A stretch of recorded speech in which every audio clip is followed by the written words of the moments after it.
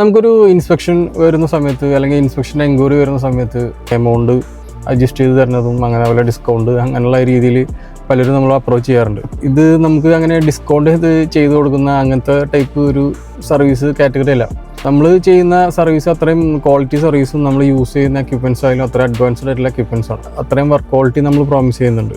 Quality വണ്ടിയാണെങ്കിൽ maximum നമ്മളത് പ്രൈസിൽ തന്നെ എങ്ങനെയും സംസാരിച്ച് ഡിസ്കൗണ്ട് ചെയ്ത് മേടിച്ച് കൊടുക്കാറുണ്ട്. ഇൻസ്പെക്ഷൻ്റെ ഒരു എമൗണ്ട് നമുക്ക് അത് അഫോർഡ് ചെയ്യാൻ പറ്റുന്നില്ല എന്നുണ്ടെങ്കിൽ പിന്നീട് വരുന്ന എക്സ്പെൻസ് ആയാലും അതിൻ്റെ മെയിൻ്റനൻസ് ആയാലും അങ്ങനെയുള്ള രീതിയിലോട്ട് പോകുമ്പോൾ അത് നമുക്ക് ചിന്തിക്കാവുന്നതിലും അപ്പുറത്തെ എക്സ്പെൻസ് ആയിരിക്കും. ഇപ്പോൾ ഒരു പ്രീമിയം വണ്ടി എന്താണ് അതിൻ്റെ മെയിൻ്റനൻസ് എങ്ങനെയാണ്, അപ്പോൾ നമ്മളെ കൊണ്ട് ഇത് അഫോർഡ് ചെയ്യാൻ പറ്റുമെന്നുള്ളത് കുറേ കാര്യങ്ങളുണ്ട്.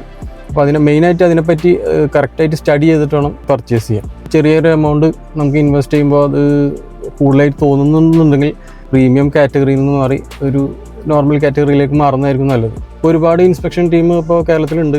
അതിൽ നല്ല ക്വാളിറ്റിയിൽ ചെയ്യുന്ന ഒരുപാട് ആൾക്കാരുണ്ട്. കറക്റ്റ് ഫോർമാലിറ്റിയിൽ അത് ചെക്ക് ചെയ്യാത്ത അങ്ങനെയും ചെയ്യുന്ന ആൾക്കാരുണ്ട്. ഇപ്പോൾ ഒരുപാട് സെൻസേഴ്സ് ഉണ്ടാവും. അത്രയും സെൻസേഴ്സ് നമുക്ക് ഒരു സ്കാനിങ്ങിൽ കിട്ടുന്നുണ്ടെങ്കിൽ അത്രയും നല്ല സ്കാനർ ആയിരിക്കും. ഇപ്പോൾ നോർമൽ ഒരു ആപ്പ് ഡൗൺലോഡ് ചെയ്തിട്ട് ചെറിയൊരു എമൗണ്ട് അടച്ചിട്ട് അങ്ങനെ യൂസ് ചെയ്യുന്ന സ്കാനർ അത് എനിക്കറിയില്ല അതിൽ എത്രത്തോളം പോസിബിൾ ആണെന്നുള്ളത്. പ്രീമിയം വെഹിക്കിൾ ആകുമ്പോൾ അതിൻ്റേതായ ക്വാളിറ്റിയിൽ ഇൻസ്പെക്ട് ചെയ്യുന്നതാണ് ഏറ്റവും ബെസ്റ്റ്.